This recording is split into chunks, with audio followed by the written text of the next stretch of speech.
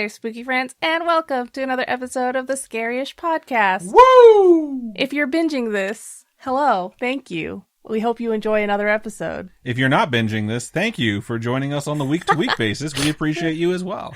All right, I'm Robin Grace, this is Adam Diaz. Hello. And we're here to tell you folks about some cool, I don't know if yours is a ghost story. I have a ghost story. What's yours? So I'm going to be covering some lore from Korea, in fact. So Korea. Pretty excited about it. Cool. Sweet. Sounds good. I'm excited. I'm going to go first because I have a feeling yours is going to be long. I don't know. You already sent me pictures of yours. I haven't sent any pictures yet. So I'm not sure if it'll be long, but it may be longer than yours. I don't know. I think we tend to judge these things incorrectly nowadays because sometimes I'm like, oh my God, mine's going to be so short. Let me go first.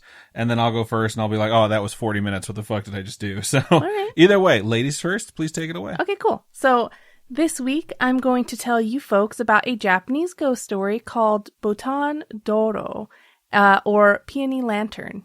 And peonies are flowers. Gotcha. In case you didn't know. It's both kind of romantic and horrific, so strap on for that. Romanterific. Romanterific. It's a mix of my two favorite genres. I thought romanterific was nicer than horror. Horror-mantic. That's so stupid. That sounds bad. No. Okay. Yeah, it's a mix of my two favorite genres. I love watching stupid Hallmark movies that are dumb. And I love watching horror movies. So it's like a mix of things that I love. Especially when those horror movies are dumb. What do you mean? You go through the Amazon playlist where it's like you go through and all those generic movies like that are trying to capitalize off of the actual movie. Those are the ones that you tend to watch just because you've already watched all the other ones. That's true. But then lately I've just been going back and rewatching all the ones that I like because there's really not... Once you've gone through the stream log of everything that's available, you're just like, what do I watch now? Anyway, that's not what we're talking about. We're talking about a ghost story. But yeah, so I am all for Japanese horror. I think Japanese horror movies are some of the best ones. They're horrifying sometimes. They're not afraid to shy away from... They don't shy away from blood. They're just and gore. Yeah, blood and gore is big okay in my book. Sometimes they can be overly cheesy, but they do really make good horror movies. The fact that I'm genuinely afraid of going to places like Aokigahara Forest make me believe that they know what's up, you know? I mean, that's not just a horror movie site. That's a terrifying spot in general. So. But it's just Japan's got all these scary things. They know what's going on. I still want to go there, personally. Me, no thanks. I'm good. This particular ghost story was found to date back to the 17th century in Japanese literature. It was actually translated from a book of Chinese ghost stories. So, I guess Chinese know what's up too when it comes to ghost stories, but they had a book of Chinese ghost stories. They translated it to Japanese. The original stories were, had to deal with Buddhist lessons on karma, how to not be a bad person. Or not to do this, or this will happen, you know what I mean? Apparently, in the 17th century, storytelling through tales like these were incredibly popular. Kind of like their version of viral, I guess. Cautionary tales, just that were spread wildly. Yeah, scary stories, ghost stories. Telling these creepy tales just started getting really popular. This period in history was a time when Japan was pretty isolated. So they were closed off from the rest of the world, and these stories from China, this whole country, was really mysterious and exotic. And Asai Ryoi, an author at the time, took these Chinese ghost stories and kind of took the karma aspect out of them and took out the lessons and placed the characters in Japanese settings. With that being said, this particular story setting was placed in the Nezu district of Tokyo. It kind of sounds like, what's that word? Oh yeah, plagiarism. Change the homework just a little bit. Don't copy it exactly. When it's the 17th century, I don't really think they have, what is that program professors use now? I have no idea. Turn It In. We use Turn It In. You upload your essays or whatever, and it checks any essay that's ever been turned in at different universities and stuff like that too. And it'll give you a percentage of how similar you are to other people's essays. I think it's stupid, but I mean, they don't have that here in the 17th century, so they're good, I'm sure. I mean, they're not good. This is pretty much a bad thing to be doing, but I understand it. They're going to take out the moral lesson and just be like, let's just keep the scary shit. Let's go with it. So, like many stories, the original translated into this Japanese tale was then adapted into rakugo. So rakugo is like a form of Japanese verbal entertainment. There's actually an anime that you and I watched recently. I think we were sitting in the car like eating Popeyes or something. It was probably like a month ago. But it's called Case File Number 221 Kabukicho. And it's like a play on Sherlock Holmes. Do you remember watching that show? Yeah. Okay. So yeah, this show that's like a play on Sherlock Holmes. The Sherlock Holmes character walks or talks really through all the cases using this form. You know how he was sitting there on the stage and everybody just stood there and watched him as he's like saying all this. Right. Yeah, that's what rakugo is. And this adaptation kind of added to the story. It put more detail into the story. There was even more background information added to the characters. There's even subplot that was added. Then, of course, as things go, it got adapted again into a kabuki stage play under the title Kaidan Botan Doro. So it's just, these stories keep changing and keep getting added onto, and it's like they don't have feature films yet, so It's funny because people nowadays are always like, no one has original ideas anymore. It's like, no one's had original ideas in centuries. People always y'all. do that. That's how it works. They take literary works and then they take it and they change it and they make it into all these different things. What's funny to me too is once an original idea does come around, people try and compare it to a million other things that are familiar. Mm-hmm. You know what I mean? Like, Yeah. I can't explain to you how many times when The Matrix came out, when it came out, I heard from so many people like, it's just like Terminator. And I'd be like, oh, cool, I'll go see it. And then when I saw The Matrix, I'm like, it's nothing like Terminator. I'm not saying Matrix is 100% original, but because they couldn't identify what else it reminded them of, people were just saying like, it's just like Terminator. And then when people saw Inception, I remember people describing it like, oh, it's just like The Matrix. It's just like Shutter Island. And I'm like, okay, those are completely different fucking movies. Like, just try and describe things. And it's like, people complain, one, no one has original ideas anymore. And two, when there's something that's slightly original in any way, shape, or form, that it's got to be just like something else that it's not even anything like. Is it just like Shutter Island because it also has Leonardo DiCaprio in it? Pretty much, yeah. And because then there's Shutter a twist, Island is completely and there's different. a twist ending. And I was just like, okay, I guess, whatever. But everything has a twist ending these days. I know. God damn you, M. Night Shyamalan. I blame him. Okay. So anyway, this kabuki stage play, the name translates to like Tales of the Peony Lantern.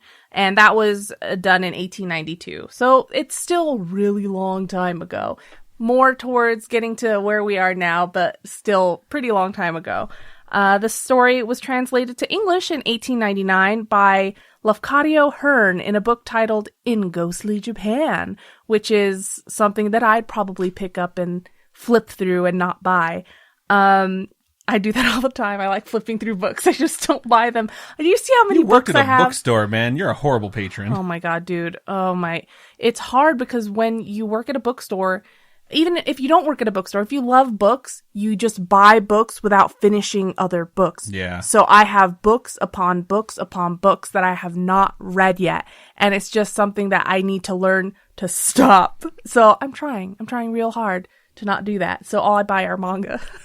You do finish those, though. I do finish those. That's why I buy those. Okay. Anyway, I'm selling those too, so it doesn't matter. Continuing on. This translation was titled A Passional Karma, which was based on the Kabuki adaptation, because the Kabuki adaptation is totally different than the original, but we'll get into that. Well, not totally different. It's very similar, just slightly different. So, then it gets another version of the play written in 1974. I could tell you, like, the iteration after iteration after iteration, it's constantly taken and changed. And like we were saying, that's just what happens with literature and things like that.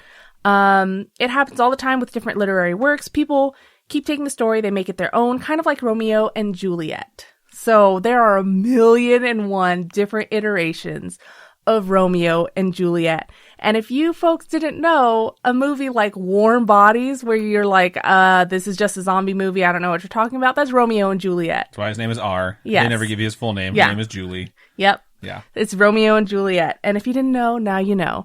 And if you don't know, now you know. I didn't even know that was. I didn't even think of that. But yeah, there's even scenes in that movie where she's standing on the balcony, and it's just there's so many movies like that. It's like 10 Things I Hate About You is a retelling of The Taming of the Shrew, which is another Shakespeare work. It's crazy, but they didn't have movies back then. I'm looking into the webcam that's above your screen, like we're live streaming, but we're not. I keep doing that too. Anyway, yeah. So there's a lot of things. They didn't have movies, so they didn't do that yet. So they did it in plays, these kabuki plays. All right, so there's actually a superstition surrounding actors that play the ghost roles in this play. If you play them, it's said that you'll come to harm or you'll have bad luck and things like that. I always wonder if there's a superstition that's not spoken of too widely in Hollywood for actors that play people like, specifically, I always think of it when I see actors playing Nazis. You can't imagine that someone like gets famous like, man, I cannot wait to play a Nazi, you know? Yeah, but you look at that one guy from Inglourious. Christopher Waltz. Yeah, he's so good in that movie. He's excellent in it, absolutely. But I just wonder, it's like, if your IMDb page is like, you're an extra in 2 movies and that's all you've ever done, and you're a Nazi in both of them, it's like, is that bad luck? I don't know. I think that's just, you need to broaden your horizons and do something different. But like Christopher Waltz, he's incredibly talented. Christopher Waltz is excellent in everything. Or the guy that plays Elrond. What is his name? From Lord of the Rings? Agent Smith. Yes. Yeah. He plays. I'm blanking on his name right now. He's also V in V for Vendetta. He's quite a large man. He's like 6'4". He's huge. Yeah, but he plays a Nazi, in Captain America. Oh yeah, he plays the Red Skull. Yeah. He separates himself in that movie, which is kind of still weird. A bad Let's guy. Get back to your story. I still don't know what your story is. I know the history of this story. Okay, yeah. So this there's this superstition that if you play the ghost roles, something bad will happen to you. Because in 1919, there were 2 actresses that were playing Otsuyu and her maid, and those are the 2 ghost characters. And they became sick and died within a week of each other after playing this role. And I could see how people were like, "That's bad luck. We should not do that." Don't you know what I mean? play those roles. All right. So enough about the history of the play and the things and like that. We're gonna go on to the story itself. So, the version from the 17th century goes like this. On the first night of Obon, which is the 3-day festival in late summer that they have to honor the spirits of our ancestors, a beautiful woman and a young girl holding a peony lantern stroll by the house of a widowed samurai named Ogiwara Shinojo. And during this time, during Obon, it's a time when spirits are welcomed back into the world and kind of guided home type of thing. I guess it's kind of how Dia de los Muertos or something. Right, is that that's how you what I was say thinking it? too, yeah. How the spirits are kind of welcomed back and things like that. It's pretty similar. So the idea that these 2 spirits are walking past this guy's house, it's not something too off kilter or out of the ordinary for this situation. So Ogiwara's instantly smitten with this woman named Otsuyu, which you folks know is one of the ghost characters, and vows an eternal relationship with her. That was pretty quick. He never asks who she is or where she comes from. He's just caught off guard because he's widowed, right? So he's probably really lonely. He's just sitting there, and then this beautiful woman shows up. And so he never asks her anything. Every night afterwards, the woman and the girl visit him at dusk, always gone before dawn. So they spend the night together, and then before the sun comes up, they're gone. And these nightly activities leave the daylight hours for him to get some sleep and get some rest and kind of prep himself for more ghost banging. Yes. And eventually an elderly neighbor kind of gets concerned and gets suspicious because they haven't seen him in a very long time because he sleeps during the day, So one night, the neighbor, super nosy, peeks into his house and finds him in bed with a skeleton. Ew. So upon finding this, other stories say it's not just a skeleton, though. It's like this rotting corpse. Yeah. Upon finding this, the neighbor goes to a Buddhist priest who tells them that Ogiwara's in danger. So the priest is like, "Hey, this is real bad. This is just bad news. It's bad for his soul. We need to help him. He's in danger. He needs to resist this woman. So the priest then proceeds to place protection charms around the house, to kind of keep spirits out. Well, not kind of. It's to keep spirits out. And because of this, the woman can't enter the house, which makes Ogiwara realize, like, oh man, she really is a spirit because she can't enter because of these charms. So she calls to him from outside the house. Her sobs and her cries kind of become too much, and it's driving him nuts because he loves her, you know? I don't know, is smitten, loves, there's that line there. He's infatuated with her, I guess is a good word. Infatuation's a solid word for that. So he's infatuation, no breed. That's the song, right? Yep. Nailed it. Unable to resist, Ogiwara goes out to greet her, and she leads him to her house, which is a grave and a temple. And when I say grave, it's like a crypt, kind of. In the morning, his body's found entwined with the woman's skeleton. Wow. His face is contorted into one that looks like it's just full of fear. Probably something like Out of the Ring or something, you know, where it's really fucked up, probably. Spoilers, if you've never seen The Ring. That's what happens to their faces. Wow. All right.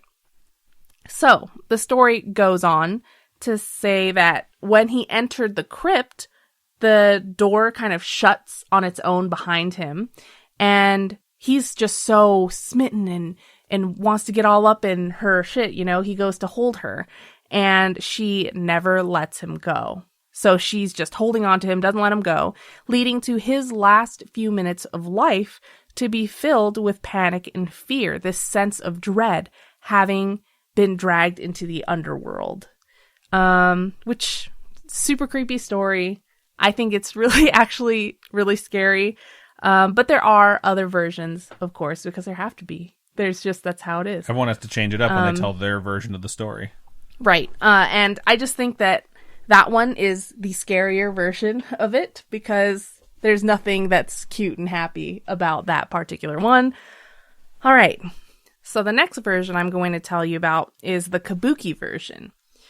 So the Kabuki version goes like this. A young student named Saburo falls in love with a girl named Otsuyu. Again, the same name, right? The daughter of his father's best friend.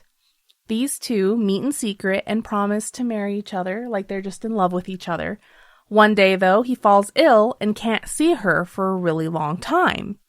After he recovers, he goes to see her only to be told that she died. And during the Obon festival, of course, he prays for her spirit. And as he's doing so, he hears the approaching footsteps of two women. And he sees them and finds that the women look just like Otsuyu and her maid.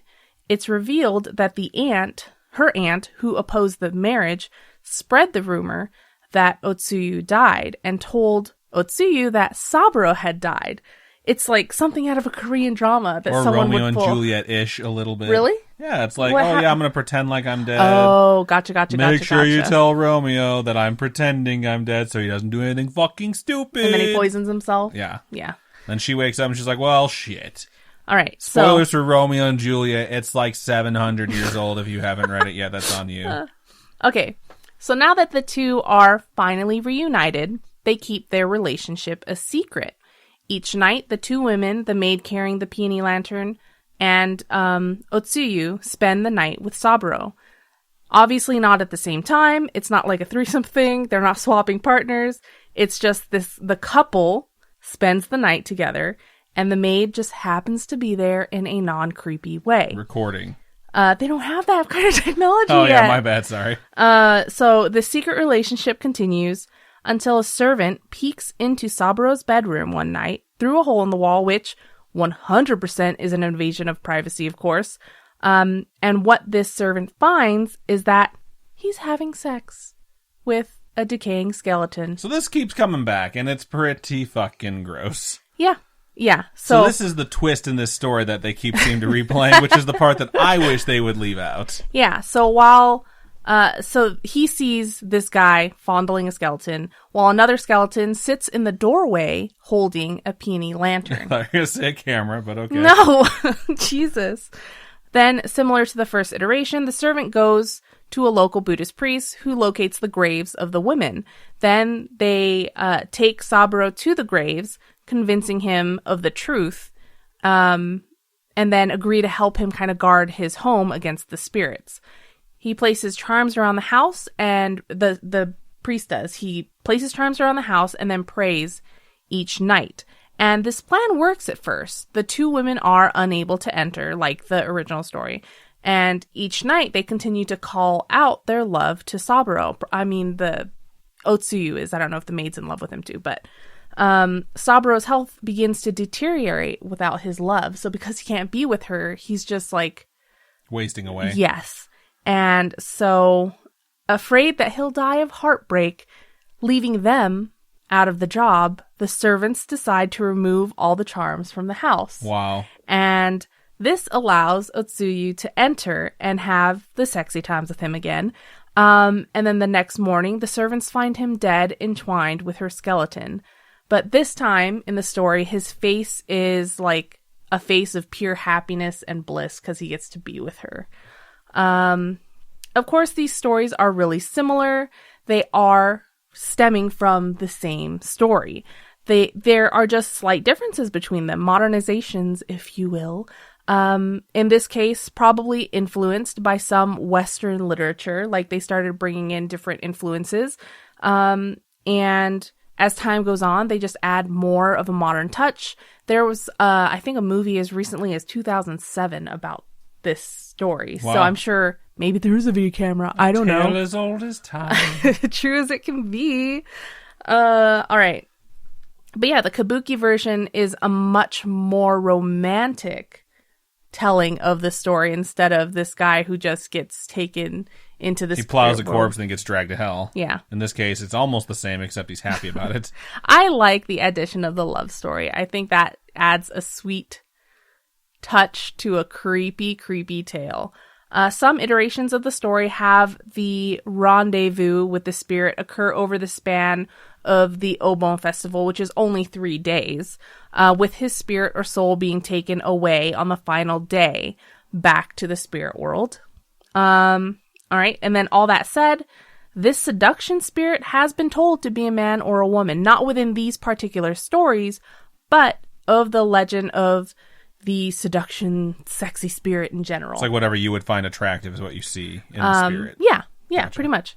Traditionally, though, it is... It's like a psychic paper for boners. Sure. Okay. Traditionally, though, it is mostly told as a woman with a male victim. Right. Succubus style. Right. So it's a pretty straightforward ghost story, I think. You know, it's... I would say, just to play devil's advocate here, straightforward ghost stories, just when I've been raised and told them around campfires, don't usually involve fucking a corpse. We're gonna get like struck. We're not gonna be able to. It's gonna be like what's Andre Chikatilo all over again. So, you're worried that me saying the phrase "fucking a corpse" is worse than you describing it in the story. Anyway, it's it's a super creepy ghost story. But I definitely would watch a movie adaptation of this story. Not like... It's part-time fast forward, I gotta say. I'm sure you wouldn't actually see it, okay? But like, there have been lots of movies of this story. It actually kind of reminds me of Ghost Ship, with the character who gets seduced by the lady in red. Oh, snap. Because she's like definitely dead. She's definitely a spirit, and she's trying to convince him to do terrible things. And she lures him to his death. That happens all the time in a lot of where there's a ghost who people are just, they're in love with them, right? So they just do whatever the ghost tells them to do. Anyway, luckily there is a silent film for this story made in 1910 with 6 other adaptations made between the years of 1911 and 1937. What? It's a lot of remakes in like 20 years. It's a pretty popular story. In 1968, there's a version made that's been known as Bride from Hell, Haunted Lantern, My Bride is a Ghost, I Could Go On. You get the picture, right? It's just, man, there's a theme. And this one in 1968 has a similar story to the original, but has a happy ending like the Kabuki version. And there's just so many ways that this story has been told over time. There's even a version out there from 1996 that plays with the concept of past lives and reincarnation. It's just crazy. And I really want to watch a good movie based off this story. I don't want to watch like... I like the idea that it's not just a ghost story, but it's about resisting temptation, you know? Like this person falls in love or in lust with this creature, and then once they know the truth, it's like they still have that urge and they have to try and fight it. And even with the aid of like wards to keep the creature from coming in the house, they're just like still in love or still in lust. And I think that's how you can kind of tell where the Buddhist karma lessons kind of come into play in that, where it's like, you got to resist temptation, man. Right. But yeah, so I just think this whole thing is funny because the idea of sexual ghosts is nothing out of the ordinary. There are lots of stories these days of people wanting to marry their ghost suitors that have sexual relationships with ghosts. There's that scene in Ghostbusters that everyone tries to forget about with the ghost blowjob that's really weird. Oh my god. Well, in Scary Movie too, doesn't one of the chicks like... I only saw Scary Movie 1, to be honest with you. I didn't see any of the other ones. No, it's in Scary Movie 1. It's in the first one. I don't know. You remember the chick in the pigtails with that wears like the jersey? You don't remember her? Not ringing a bell whatsoever. Okay. Take my strong hand. All right. That's number 2. Is that number 2? I thought that's number 1. Nope. Okay, maybe it's number 2 Number then. 1 is almost a complete retelling of the movie Scream. Yes, you're with right. The ending mixed in from Usual Suspects. You're totally right. Yeah. 100%. That's my bad. Because everything else that everyone quotes from those fucking movies, I'm like, they're always like, it's from number 1. I think I'm like, I've never heard of it, so it's not from number 1. Because what is it called? What is his name? Dewey? What is his name? Dewey. Yeah. Is it Dewey? Yeah. Where he's the guy from. He's the bad guy. Yeah. Man. Anyway, look, those Spoilers movies are for Scary Movie. Hey, those movies are awful. They really are. But that said, I absolutely love Anna Faris. She's fucking hilarious in them. She's the best part of those movies. But yeah, I'm not joking. You guys can literally look this up. There are people out there that have relationships I've with totally ghosts. seen them. You're not lying at all. Yeah. It's and there's interviews with these people. There's a lot you can look up. So the fact that there's stories that date back to the 17th century about this kind of stuff is nuts. I like the story because it's both disturbing but sweet. It's like, yeah, that's your brand right there. That's why I'm with you, right? You're a little bit disturbing, a little bit sweet. Suck my eggs. Oh my god. Adam posted this stupid thing in the Facebook group today, and it's just so me. It's something that I would 100% do. It's 4 cells. It's a comic strip of 4 cells with a chick saying like, hey, I got a bunny outfit for the bedroom later. And the guy's like, oh, I'm excited. She's like, all right, give me 5 minutes, then come in. She's like, I'm ready. And he comes in. It's like an Easter bunny outfit, 100%. And she has like 2 eggs dangling between like the legs. And she goes, a bag with 2 eggs in it. Says, suck my eggs. And the guy's terrified. I was like, this is 100% something Robin would do. Oh my god. But yeah, so the idea of sleeping with a skeleton obviously is horrifying. But the Kabuki version where he dies with who he loves is very, very sweet. And he's happy. So I have mixed emotions. It's both creepy and sweet. And yeah, that's the story. It's pretty good. Yeah, it's super interesting. I was very happy to hear the story. I'm saying it's pretty good because I thought it was a wonderful topic. So good shit, good history, and I really like the fact that you told us the like differences in the version. So yeah, good stuff. Thanks. All right, so before we move on to my topic, we're going to take a quick commercial break.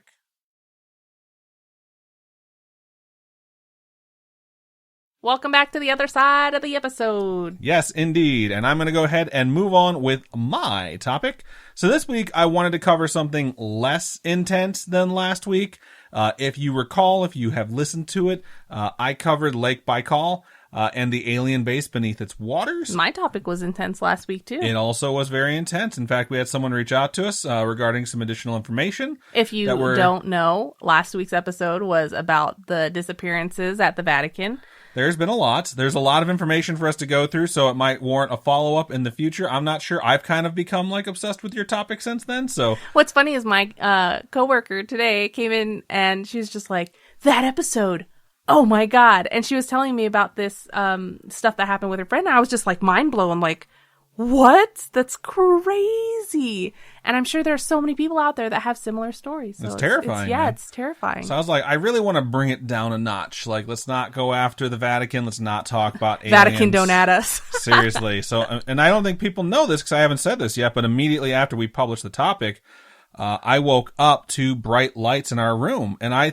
thought Robin had turned the lights on the ceiling fan on because she was getting up or something like that, or looking for something. And when I opened my eyes, I could barely see because it was so blindingly white in our room. And I stumbled into the hallway just to get away from it, and I realized that the light was all the way through the house, coming through every single window. It wasn't the sun coming up, not a car passing by. It wasn't even a spotlight from a helicopter. It was this blinding light blazing through every single window. So when I realized that, I dove back into bed and I pulled the blanket over my head, and I had to put a pillow over my face just so I wouldn't see the light through my eyelids. Like when someone flashes a light like on your face and you can still see the red on your eyelids, I had to put a pillow over my eyes just so I could lay there. And I stayed like that for so long I fell asleep. And this repeated every single night since. And after getting woken up from lights shining into all the windows for a few days, I finally went to bed with some of those eclipse glasses next to the bed so that if it happened again, I wouldn't be blinded. I came prepared. And then, of course, so done with you right now. It happened again.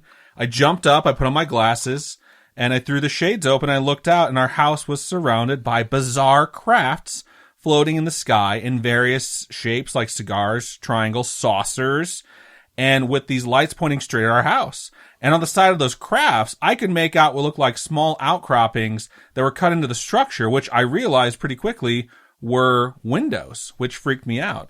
And sure enough, if I focused, I could see that all these crafts and all the windows had these thin, tall creatures standing there, stoically, like statues, very much alive, and I could tell they were staring straight at me.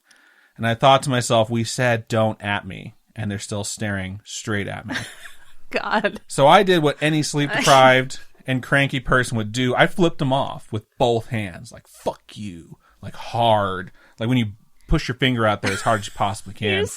And they slowly raised their arms, all of them, and all the ships in perfect unison. And it looked like they had orbs at the end of their arms because I couldn't make out any sort of digits. And slowly, what appeared to be a middle finger rose up from each of their hands. And I realized they were flipping me off. And then I got super pissed off, so I flipped them off even harder, like shoving my hands forward, like, oh, fuck you, because I was so angry. And I was trying to be quiet because I didn't want to wake up Robin, because that's the real monster. Let's be honest here. Grumpy Robin from being woken up in the middle of the night. I'll take the aliens. And then they started waving their middle fingers at me and shaking their heads like they were talking shit. And I'm like, this is ridiculous. And it went on for hours until finally the figures faded from view in the windows. And the craft slowly ascended into the sky and disappeared. It was crazy. And I don't want to go through that again. So I'm like, let's bring it down a notch. Anyways, I'm covering the Dokkaebi, and I hope you enjoy it. So here we go. I hate you. I knew you would. I can't. What's really funny about this one is I sat down, I'm like, I don't want to write a fucking short story about it this week. Like, I tend to do them in clumps.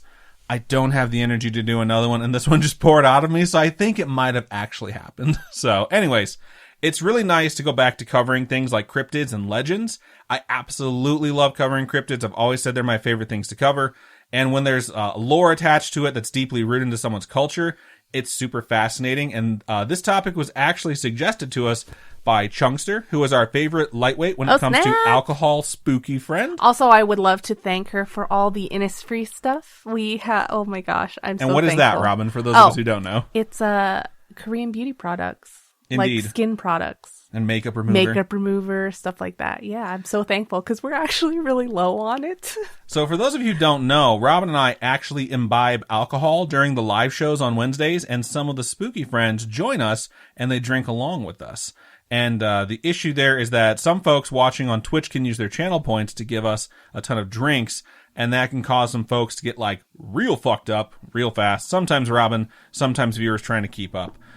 So like I said, though, Chunkster submitted this topic to us as a suggestion on our Discord server, so thank you, Chunkster. And like I said, I am covering the Dokkaebi, which is a creature from Korean folklore, so we're definitely sticking with the Far East for this episode. And I learned a lot while covering this topic, and I'm very grateful for that knowledge. One of the things I learned is that other countries in the region also claim to have a Dokkaebi, but they describe it completely differently, and there's some different lore attached to it. And this actually led me to an essay I read on KoreanLiteratureNow.com from one Kim Jong-dae, and he described the Dokkaebi. And in this essay, he has this little mini rant about how this term shouldn't be used by other cultures, specifically by the Japanese, because they're describing something very different than the Korean rooting, which is where it's actually from. Really? And very similar to how you talked about how the Japanese retold this Chinese legend. Yeah. They did the same thing for this Korean legend. And it actually changed the legend, and they're not happy about it because it's very, very specific to Korean culture. Oh, okay. So Japan's Dokkaebi tend to be ghosts or spirits, but in Korea, which is the version I'm covering, the Dokkaebi are goblins. 100%. Yes, I'm covering Korean goblins. Let's fucking go. I'm excited just saying it out loud. Okay. So, while I'm not 100 on the origin of goblins in other cultures, the origin of the Dokkaebi isn't some ancient race or twisted elf or orc or anything like that from Tolkien. Dokkaebi are actually formed by spiritual possession of an inanimate object. So, what kind of object, you ask? Household tools that have been discarded, like mops or brooms. It's also said the spirits of the Dokkaebi would inhabit objects stained with human blood. So, what? It may have been a cautionary tale to promote cleanliness. I can't imagine there are a lot of folks out there who bleed onto stuff and then leave the blood. That's just me. Except my mom, who stuck herself on accident last week and had to run around like 2 minutes before her personal trainer session began, bleeding all over the house. I can't. It was fucking everywhere. I have cut myself with a butter knife before, so stabbing her finger with a steak knife is not something that I would say is easy to do. Cutting yourself with a butter knife sounds much more difficult, so I don't know how one pulls that off unless you're like just fucking sawing at it. Oh, okay. It's like that guy from Saw. I was 18. I didn't know how to cook at all. I was living by myself for the first time ever, and I was trying to cut a block of butter. And I chose to cut the block of butter in my hand. Dude. I wish you could see my face right now, because I'm trying to find the best way to tell my beloved Robin that she's a dipshit. Oh my god. How old were you again? 18. 18 should be old enough to know that your fucking hand is not what you cut things in, Robin. Okay. But like, I was living on my own, and I wasn't talking to my parents at the time or anything, so I was just so you couldn't text someone, how do I cook butter? Yeah, so I was just like, oh fuck, I have to learn how to cook. This is what I'm gonna do that. That's what I'm gonna do. And so I just cut it was awful. Good to know. Okay. So, yeah, Robin's butter knife with the blood on it could have been inhabited by a Dokkaebi. Now, Wikipedia states that the Dokkaebi have a bunch of different physical appearances, but they are typically, quote, fearsome and awe-inspiring, end quote. And that's all that Wikipedia really has on what they look like. The illustrated guide to Korean culture that I found over there on the InfoWeb archives, which is amazing, they have a bunch of different physical appearances, and it confirms that as well, but has a bit more information on what those look like. And, quote, it is generally described as a tall figure having a sinister countenance and 2 horns. So an angry face, they're tall, and they have horns. So tall, evil-looking, horns, definitely sounds evil. Does it take the shape of the object? No, it does not. So it's not going to be like Beauty and the Beast, where it's like a broom or a teacup with horns. It's just, it inhabits that thing and it transforms into its like natural-looking form. Is it scarier if it's a sharper, scarier object? Like if it's an axe, then it's an even scarier thing? From what I understand, as long as it can inhabit these inanimate objects, it basically just turns into what it is. Okay. So it's not going to like have like, I don't know, a bigger dick because it was a broom or whatever. It's not going to take on a specific physical attribute based off of what it inhabited.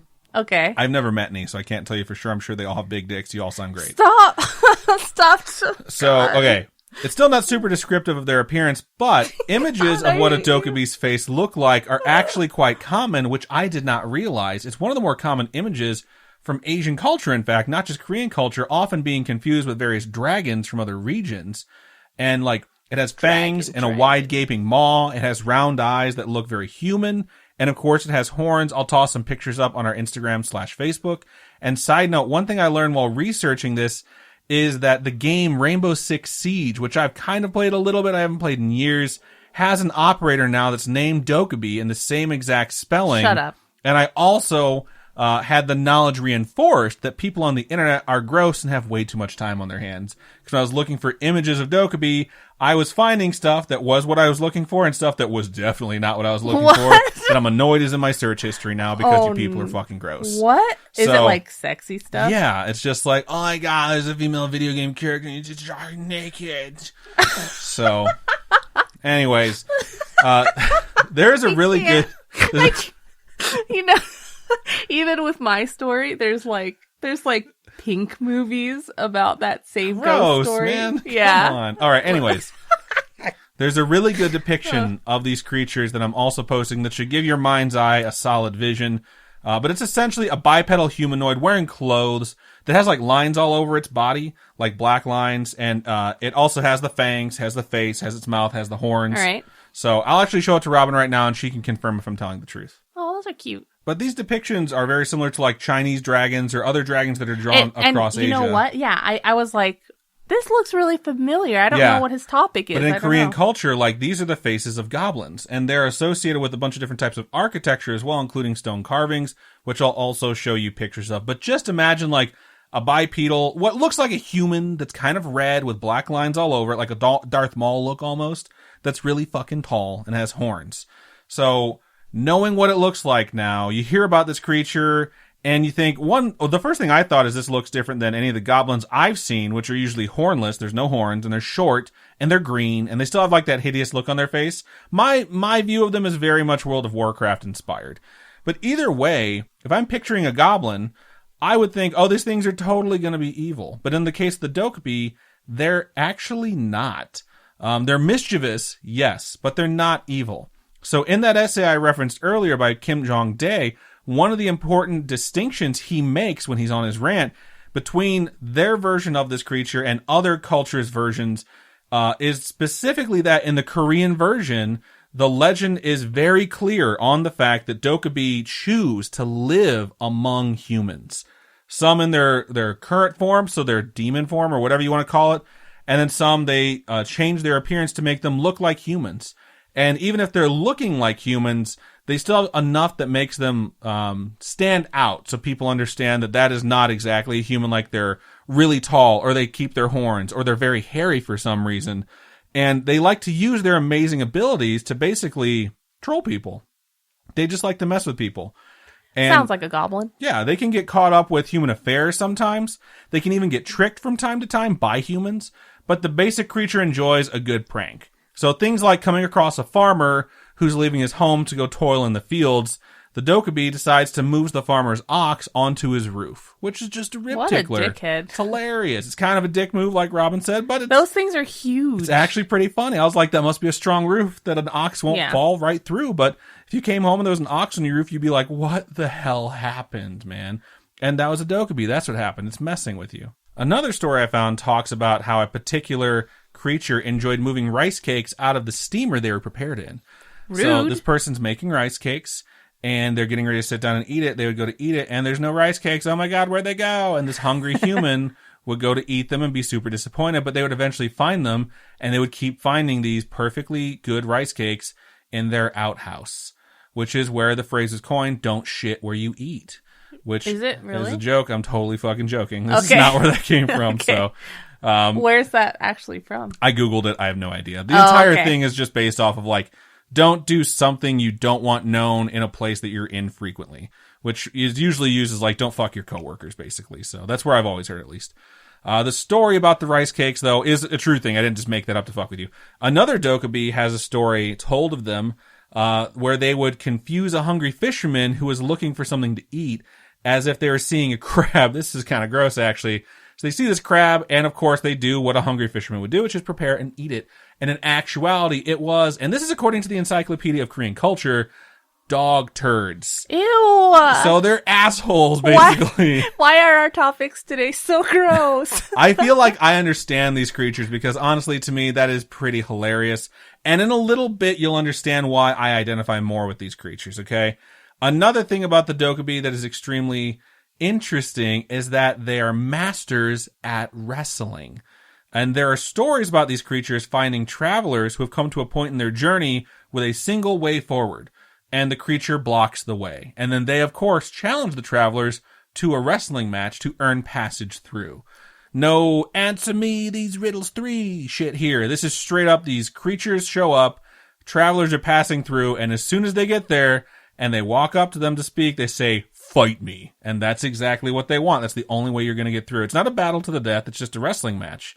So there's no words on what happens when you lose, but I would imagine they just don't let you pass. So you either have to turn around or try again. And the legend says, and I'm not making this up, that they are unable to be defeated in a wrestling match unless their right side is exploited. What? It seems like a really big weakness. And I'm not a goblin wrestling expert or anything like that, Maybe but I do play... I mean, maybe their arm on their right side, though, is fucking huge. I don't know. And so it's like, try and touch my right side. Check out this arm. Let me just knock you out real quick. What? You're saying that their right side is really huge when that's the side that you need to exploit? Their right arm. Okay, so like, their right arm is like a shield, you know? Okay, none of that is making sense. What I was going to say is I play a lot of games like Legend of Zelda or other games as well, and they have this trope where when you're fighting a big bad, there's a weak point that'll glow, you know? That shows you like this is where you should hit them or this is where they're weak, and you can exploit it with like an item like an arrow to an eyeball or the tip of a tail that you can snag with something.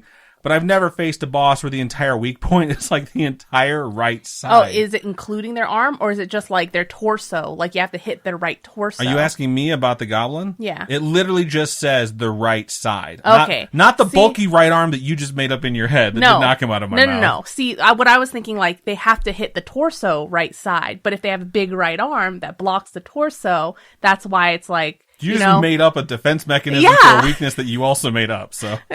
It's hard for me to debate with you about what's going on in your head that I can't see.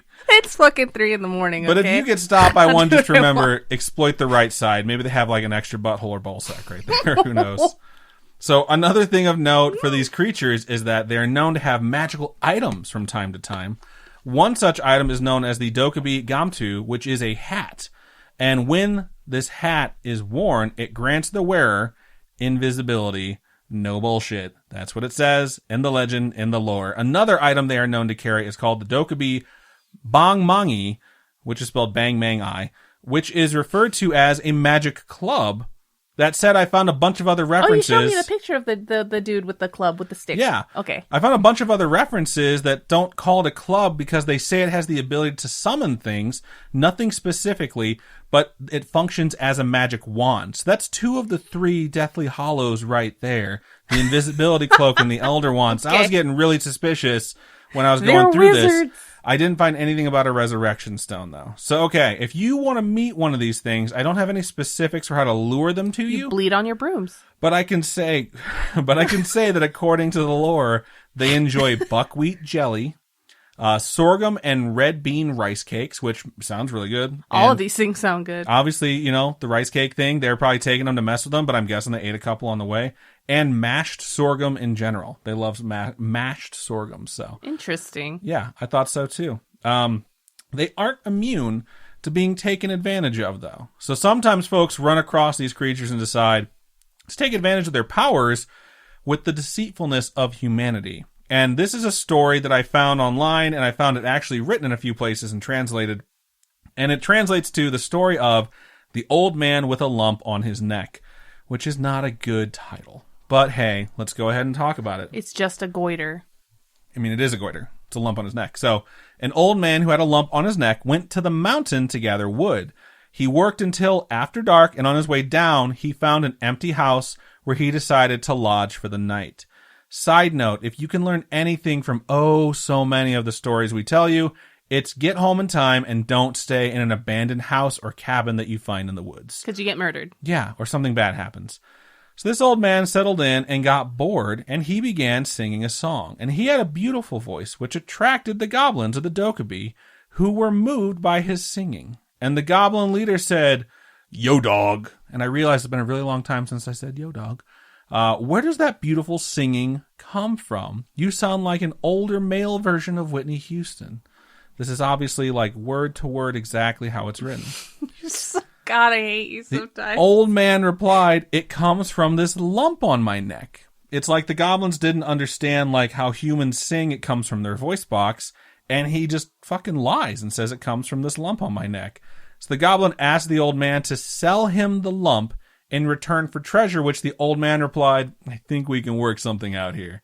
So the old man loses his lump and gets piggity fucking paid in the deal. Pretty sweet, right? Human deceitfulness. The goblins get screwed over, but hey, this guy goes home with a bunch of money, and he starts bragging. And neighbor, he loses the lump on his neck. He does. And a neighbor of his hears the story, and this neighbor also has a lump on his neck and decides, I'm going to the mountain. And he does, and he waits for nightfall. Side note, these guys both having lumps in their necks makes me think it's like an environmental cause contributing to lumpy neckitis. Anyways. Okay. Night arrives, and the new old man begins to sing as well, which again attracts the goblins. Apparently this guy sounds good as well. He speaks to the goblin leader, who again asks, where does the singing come from? And the new old man says, yo dogs, it totally comes from this lump on my neck.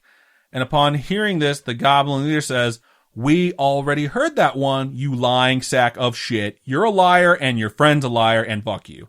And the goblin waves his hand and finishes the flourish with a double middle finger, and he adds a lump to the other side of the new old man's neck. Oh my god. So this guy now has 2 lumps when he was supposed to have 0 lumps at the end of this transaction. And this apparently is the origin story for the phrase, went to lose the lump, but returned with another, which is a phrase I've never heard of before, but apparently is actually a phrase in Korean. Really? Yeah, and this time I'm not lying. That is 100% an actual phrase. That means, like, don't lie, because you're just going to get shit added on. It's like, don't take the easy way out, or don't try and be deceitful to get something accomplished. The ends don't justify the means. There's a bunch of different ways to interpret it. But basically it just means, like, don't fucking lie to people and you'll be okay. So that's a good example of people deceiving these creatures. Now I have one of creature trying to deceive a human, and it's a little bit sad. So, oh no! Wait, sad for who? I mean, all involved, really. So another story involving an old man and the goblin. So here we go. These goblins like these old bros. In the first story, I think they really just like the singing. In this one, it's a little bit different. So let me jump into it. So what happens here is there's another old man who lives alone on a mountain, and a Dokkaebi visits his house. And rather than being scared, the old man says, do you want a beer? And the Dokkaebi is very surprised and is like, it's Miller time. And so he gets him a beer and they hang out. And I'm not making this shit up. This is exactly what happens. He gets him a drink and they hang.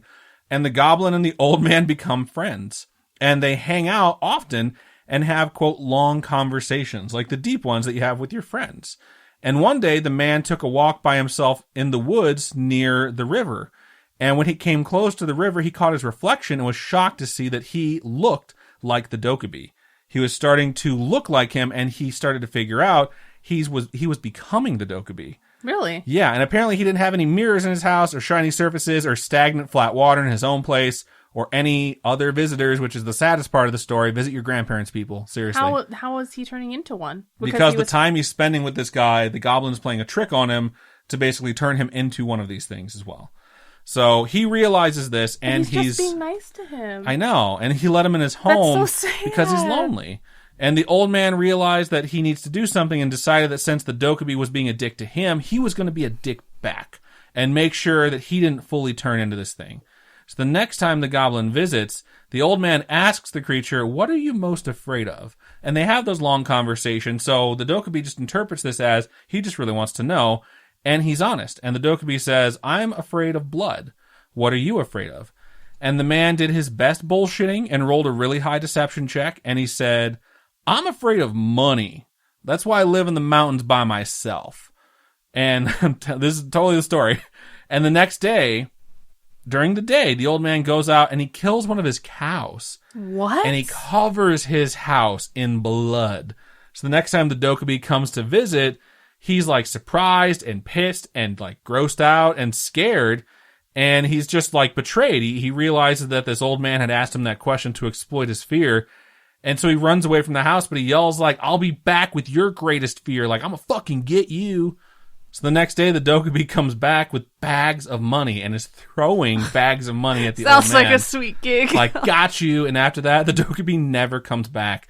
And this is the story of how the old man became the richest person in town. Wow. That's where he amassed his wealth from, was tricking a Dokkaebi. So they can be assholes sometimes, but they can be tricked as well. And in general, though, Dokkaebi seem to be a reflection of what the people they are dealing with are.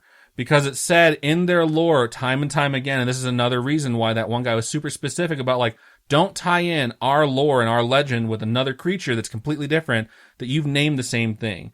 Because ours is very specific. I won't say sacred, but it's very specific, because if they see a good person, they actually do good things for a good person. Really? If they see a bad person, they do mean things to the bad person. And that's what I think I identify the most with. That's what I like the most about them, is they're not evil. They're pranksters, sure, but what they're doing is doling out what people deserve in most cases.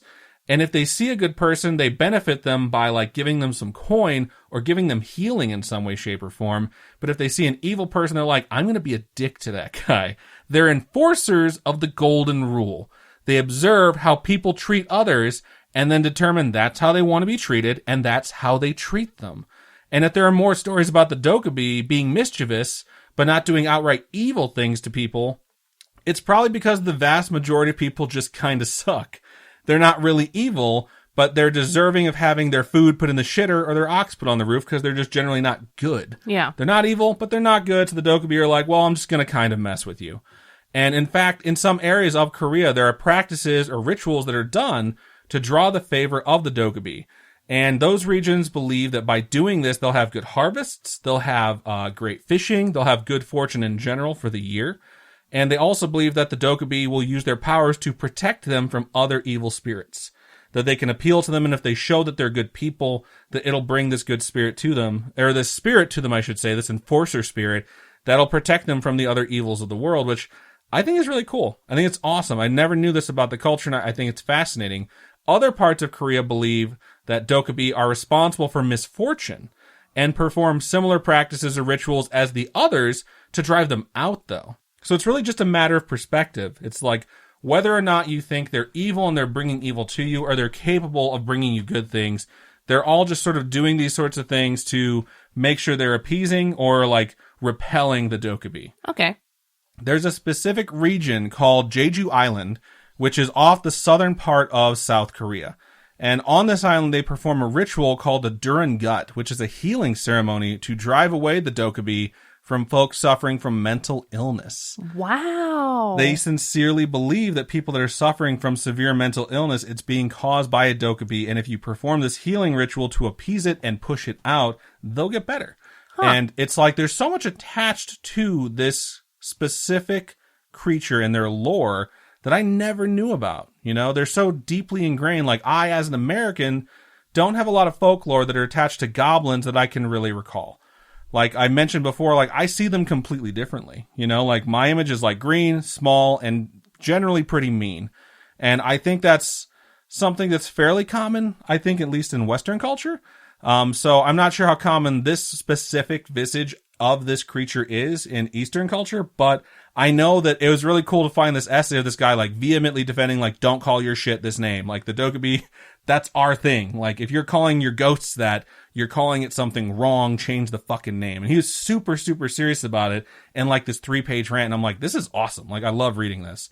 So, like, all I ever say when it comes to goblins is, like, I'll call people that are short and really nasty goblins sometimes, which I've realized after doing this topic is far too kind to them and way too rude to actual goblins. So I apologize to all goblins out there for associating small, mean humans with them. So I am very happy I covered this, though, because I thought it was really fascinating. Yeah, it is really fascinating. It's really fun to learn about a familiar creature, but it's how it's viewed completely differently in an unfamiliar place. And maybe one day I can visit this Jeju Island and get that ritual performed on me to fix the broken parts of my brain. I feel like I've heard of that before. That island. I've heard of before. It's a very large island. Is it like a vacation spot at all? I'm sure it's got like places you can go that are touristy. So I didn't really look too deeply into the island because then I get engrossed in like, what's their main export and import? No, for me it's like, do I want to vacation here? Right. I figure there's more places on the mainland of Korea that we could visit. So, but yeah, no. So everybody clean up your tools, clean up your stuff. Don't put blood on everything. I mean, they can literally just inhabit your brooms. They don't even have to be abandoned. Just like as long as they're inanimate, then they're going to inhabit them if they want to. So, but at the same time, this seems like a creature. I know I've said this before, like this is a creature I'd kind of like to meet. I like to be evaluated a little bit, and I just like to hang out and talk to it and get it a beer and be like, seriously though, fucking. Then you're going to turn into one. Don't turn me into one of these things. Like, I'm okay with being a human. Like, let's just hang out and watch the Bears game and drink a beer. And so. Okay. But that, my spooky friends, is the legend of the Dokkaebi. Nice. I hope you folks enjoyed our weird things, our gross topics. Mine wasn't that gross. Yours was way grosser. Yeah, mine was way grosser. Is grosser a word? I know grosser, like at the grocery store, is a word, but I don't know if nastier. Is that better? Nastier. Is that a word? I don't know. Yes, anyway, that one's a word. Anyway, thank you so much for sticking with us till the end of the episode. Hopefully you folks enjoyed it. I definitely enjoyed both these topics. I thought they were pretty interesting. Hope you folks found that interesting too. If you folks would like to support us in any way, you can go to patreon.com/Scaryish podcast. Those are monthly donations. Tiers start at $1 a due, and at $1 you get ad-free episodes, which is pretty freaking sweet. And then if you want to check out all the other tiers, there's a physical merch tier as well, multiple actually, and you can check that out. If you're not into the monthly donation type thing, you can go to ko-fi.com/Scaryish podcast, and those are one-time donations. All your donations go to upgrading our studio setup, kind of keeping us going, giving us a little more time to do stuff. Indeed. It almost sounded like you rolled your L's there. La la la la la la la. If you folks have a story you'd like to send to us, something that happened to you, a friend, or a family member, it could be true crime, supernatural, paranormal, spiritual, whatever the case may be, please email storytime@scaryish.com or go to our website, scaryish.com, and click on Contact Us. Fill out that form. It comes directly to us. Or you can hit us up on any of our social medias. Facebook is facebook.com/Scaryish podcast. Twitter is @ScarishPod, and Instagram is @ScarishPodcast. If you would like to submit a fictional story to us, similar to a creepypasta or an SCP, you can email pastatime@Scaryish.com. And we would love to read those on the air. We've had a few of these submitted that are originals before as well.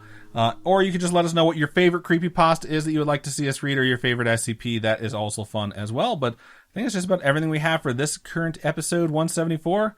So yeah, Robin, go ahead and sign us out. Keep on creeping on, and we'll talk to you guys later. Bye-bye.